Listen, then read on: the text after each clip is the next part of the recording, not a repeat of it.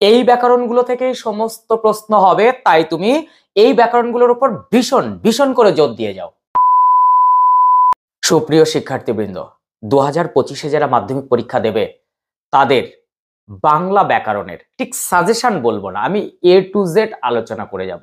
প্রথম থেকে শেষ পর্যন্ত দেখো, দেখবে তোমার সারা বছরের যে প্র্যাকটিস, ইতিমধ্যে টেস্ট পেপারের অনেক পেজ সলভ করে ফেলেছো, টেস্ট পরীক্ষা দিয়ে ফেলেছো, দেখবে এই ব্যাকরণগুলো ভীষণ করে তৈরি করতে হচ্ছে, যেগুলো পরীক্ষায় আসে।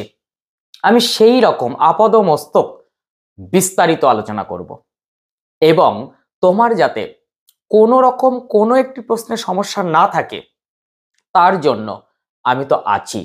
আজকে প্রথম পর্ব, তোমাদের ব্যাকরণের যে 4টি অধ্যায় আছে তার প্রথম অধ্যায় অর্থাৎ পর্ব 1-এ আমি কারক, অকারক, বিভক্তি, অনুসর্গ ও নির্দেশক এই পার্ট নিয়ে তার আপাদমস্তক আলোচনা করব। তোমরা সবাই জানো তোমাদের মাধ্যমিক ব্যাকরণে মোট 8 8 16 নম্বর, অর্থাৎ 8-এ MCQ আর 8-এ SAQ, অর্থাৎ যে 17টা MCQ থাকে এক দাগে তার শেষের 8টি ব্যাকরণ।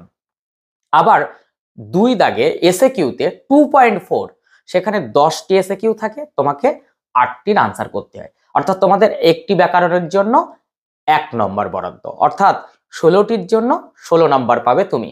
শুধুমাত্র SAQ-তে 2টি ব্যাকরণ তোমাকে বেশি দেওয়া হবে, MCQ-তে কিন্তু একটিও বেশি দেওয়া হবে না। আমি প্রথমে চলে যাই, কারক শব্দের অর্থ কি? কার্য সম্পাদন। কারক শব্দের ব্যুৎপত্তি কি?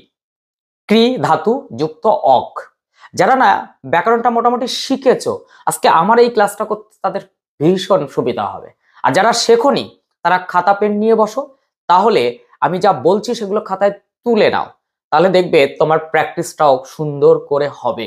আর যারা শিখেছো তারাও খাতা পেন নিয়ে বসো, যে প্রশ্নটা নতুন আসবে, যে ব্যাকরণটা নতুন আসবে সেটি খাতায় তুলে নাও। তার আনসার যদি না জানা থাকে আমি যদি বলে দিই খুব ভালো, সেটাও লিখে নেবে।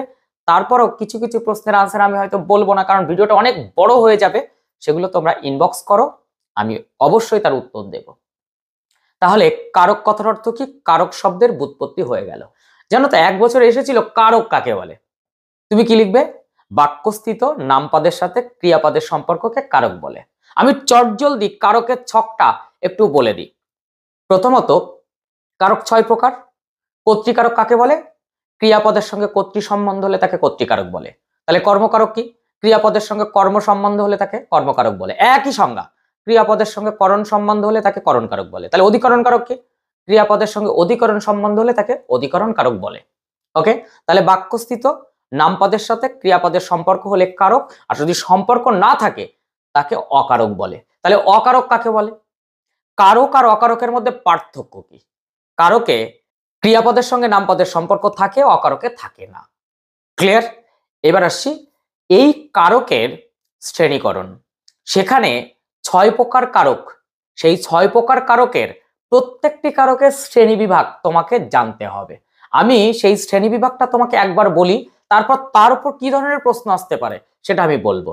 প্রথমে আমরা কর্তৃকারক করব। সেই কর্তৃকারকের 15টা শ্রেণী বিভাগ, তার মধ্যে হাতে গুনে গুনে তুমি দেখো, প্রযোজক কর্তা, প্রযোজ্য কর্তা, ব্যতিহার কর্তা, নিরপেক্ষ কর্তা, সমধাতুজ কর্তা, উক্ত কর্তা, অনুক্ত কর্তা, উহ্য কর্তা, বহুক্রিয়ার এক কর্তা, কর্তৃবাচ্যের কর্তা বা উক্ত কর্তা তো অলরেডি বলে দিয়েছি, কর্মকর্তৃবাচ্যের কর্তা, বাক্যাংশের কর্তা, উপবাক্যীয় কর্তা, এক ক্রিয়ার বহু কর্তা, সাধন কর্তা, এই রকম মোট 15টি তোমার কর্তৃকারকের শ্রেণীকরণ। তোমরা এর মধ্যে থেকে কোন শ্রেণীকরণটা পারবে না সেটা আমাকে ইনবক্স করো, আমি তার উত্তর দিয়ে দেবো। এর মধ্যে আমি কয়েকটা বলে দিই যেগুলো ভীষণ আসে, যেমন সমধাতুজ কর্তা। ক্রিয়াপদ এবং কর্তা একই ধাতু নিষ্পন্ন হলে তাকে সমধাতুজ কর্তা বলে, যেমন লেখক লেখেন, গায়ক গান। ওকে, এখানে সাধনকর্তা বা উপায়াত্মক কর্তা বা যন্ত্রাত্মক কর্তা ভীষণ আসে। সেটা কি লিখবে? কর্তা যখন যন্ত্ররূপী হয় তখন তাকে সাধনকর্তা বলে, যেমন ঢেকি স্বর্গে গেলেও ধান ভানে, ঢেকি আন্ডারলাইন করে দাও। প্রযোজক কর্তা, কর্তা নিজে না করে অন্যকে দিয়ে করান, এমন কর্তাকে প্রযোজক কর্তা বলে। মা শিশুকে চাঁদ দেখান, মা আন্ডারলাইন করে দাও। প্রযোজ্য কর্তা, কর্তা যখন অন্যের অনুপ্রেরণায় কাজ করেন বা প্রেরণায় কাজ করেন তখন সেই কর্তাকে বলা হয় প্রযোজ্য কর্তা। যেমন শিক্ষক ছাত্রকে অঙ্ক কষাচ্ছেন, ছাত্রকে আন্ডারলাইন করে দাও। এবার আসবো নিরপেক্ষ কর্তা। একটি বাক্য, তার মধ্যে অসমাপিকা এবং সমাপিকা ক্রিয়া থাকতে হবে এবং উভয়েরই পৃথক পৃথক কর্তা থাকতে হবে। অসমাপিকা ক্রিয়ার কর্তাকে নিরপেক্ষ কর্তা বলে। যেমন আলো ফুটলে অন্ধকার দূরীভূত হয়, এখানে অসমাপিকা ক্রিয়া কি? ফুটলে, তার কর্তা কি? আলো, তাহলে আলো হচ্ছে নিরপেক্ষ কর্তা। সংজ্ঞা কি লিখবে? বাক্যে অসমাপিকা এবং সমাপিকা ক্রিয়া থাকলে এবং উভয়েরই পৃথক পৃথক কর্তা থাকলে অসমাপিকা ক্রিয়ার কর্তাকে নিরপেক্ষ কর্তা বলে। ব্যতিহার কর্তা, একাধিক কর্তা কাজ এক, সেই একাধিক কর্তাকে ব্যতিহার কর্তা বলে। যেমন রাজায় রাজায় যুদ্ধ হয়, রাজায় রাজায় আন্ডারলাইন করে দাও। তাহলে বাক্যে যখন একাধিক কর্তা থাকে এবং তাদের কাজ একটি থাকে, সেই একাধিক কর্তাকে কি বলা হয়? ব্যতিহার কর্তা। সব থেকে ইম্পর্টেন্ট দুটি কর্তা, উক্ত কর্তা আর অনুক্ত কর্তা। কর্তৃবাচ্যের কর্তাকে উক্ত কর্তা বলে। তাহলে উক্ত কর্তার অপর নাম কি? কর্তৃবাচ্য, তার কর্তা। ক্লিয়ার? এখন কর্তৃবাচ্যের একটা উদাহরণ দিয়ে দাও। রমা গান গায়, রমা আন্ডারলাইন করে দাও, কর্তৃবাচ্যের কর্তা। আর ভাব ও কর্মবাচ্যের কর্তাকে অনুক্ত কর্তা বলে। পুলিশ কর্তৃক চোরটি ধৃত হয়েছে, দেখো পুলিশ, কর্মবাচ্য আছে, পুলিশ কোন শ্রেণীর কর্তা? অনুক্ত কর্তা। খুব আসবে কর্ম কর্তৃবাচ্যের কর্তা, অর্থাৎ বাক্যে কর্তা কর্ম আলাদা করা যায় না, কর্মই কর্তার ভূমিকা পালন করে, তাকে বলা হয় কর্ম কর্তৃবাচ্যের কর্তা। যেমন বাঁশি বাজে, বাঁশি কে বাজে? কি বাজে? তাহলে এটি কর্ম কর্তৃবাচ্যের কর্তা। তুমি কিন্তু বাক্যাংশের কর্তা, তুমি কিন্তু সাধন কর্তার অপর নাম, বহু ক্রিয়ার এক কর্তা, উক্ত কর্তার অপর নাম, অনুক্ত কর্তার অপর নাম, এগুলো কিন্তু ভীষণ করে করে যাবে। এবার আসছি কর্মবাচ্যে তুমি কি কি শ্রেণীকরণ করবে। মুখ্য কর্ম, গৌণ কর্ম, উদ্দেশ্য কর্ম, বিধেয় কর্ম, সমধাতুজ কর্ম, কর্মে বিপ্সা খুব আসে, এগুলো তো করবেই। অক্ষুণ্ণ কর্ম ভীষণ ইম্পর্টেন্ট, আসে কিন্তু। বাক্যাংশের কর্ম, উপবাক্যীয় বা খণ্ড বাক্য কর্ম, অসমাপিকা ক্রিয়ারূপী কর্ম, আর কর্ম কর্তৃবাচ্যের কর্ম। এই হচ্ছে কর্মে অর্থাৎ কর্মকারকের শ্রেণীকরণ। এর থেকে খুব আসে যেগুলো, সমধাতুজ কর্ম তো করবে, কর্মে বিপ্সা করবে। বিপ্সা কথার অর্থ হচ্ছে পুনরাবৃত্তি, অর্থাৎ বাক্যের মধ্যে যখন কর্ম পরপর দুবার থাকে, যা যা বলছি করো, যা যা, কর্মে বিপ্সা। ওকে, এরপর আসছি করণ কারক। করণ কারকের থেকে এই শ্রেণীকরণ গুলো করবেই। লক্ষণাত্মককরণ, যন্ত্রাত্মককরণ, উপায়াত্মককরণ, হেতুময় কারণ। লক্ষণাত্মককরণ তো অবশ্যই আসবে, আর সাধন বা যন্ত্রাত্মককরণ ভীষণ আসে।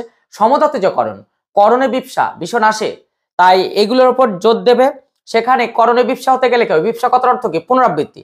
একই করণ বারবার আসলে, অর্থাৎ কর্ম বারবার আসলে কর্মে বিপ্সা, করণ বারবার আসলে করণে বিপ্সা।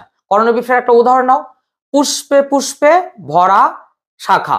দেখো পুষ্পে পুষ্পের দ্বারা, তাহলে পুষ্পে পুষ্পে আন্ডারলাইন করা থাকলে তুমি কোন শ্রেণীকরণ করবে? অবশ্যই করণে বিপ্সা করবে। আমি বলবো নিমিত্ত কারকের শ্রেণীকরণ তোমার যাওয়ার দরকার নেই, অপাদানের শ্রেণীকরণ অত বেশি যাওয়ার দরকার নেই। অধিকরণে কয়েকটা করো, যেমন আধার অধিকরণ, কালাধিকরণ, বিষয়াধিকরণ, অধিকরণে বিপ্সা, এটা আসে মাঝে মধ্যে, তাই এগুলো একটু শ্রেণীকরণে করে যাও। এখন প্রশ্ন হচ্ছে যে কোন কোন কারক অনুসর্গ প্রধান। দেখো তিনটি কারক অনুসর্গ দিয়ে চেনা যায়, যেমন করণ কারক দ্বারা দিয়া কর্তৃক অনুসর্গ প্রধান, হইতে থেকে অনুসর্গ প্রধান মানে অপাদান কারক, এছাড়া নিমিত্ত কারক, কারো জন্য, কারো লগে, কারো তরে, কারো নিমিত্ত, দেখো অনুসর্গ দিয়ে চেনা যায়। তাহলে এগুলো হচ্ছে অনুসর্গ প্রধান, আর বাদ বাকি তিনটি হচ্ছে বিভক্তি প্রধান, অর্থাৎ বিভক্তি দিয়ে চেনা যায়। ক্লিয়ার? কেউ আমাকে প্রশ্ন করেছিল স্যার ছন্দকর্তা কাকে বলে? মাথায় রাখো কর্ম কর্তৃবাচ্যের কর্তাকে ছন্দকর্তা বলে। তাহলে বাঁশি বাজে, বাঁশি আন্ডারলাইন, কর্ম কর্তৃবাচ্যের কর্তা, এটি হচ্ছে ছন্দকর্তা। কেউ একজন প্রশ্ন করেছিল স্যার ক্রিয়ার আধারকে কি বলে? ক্রিয়ার আধারকে অধিকরণ বলে।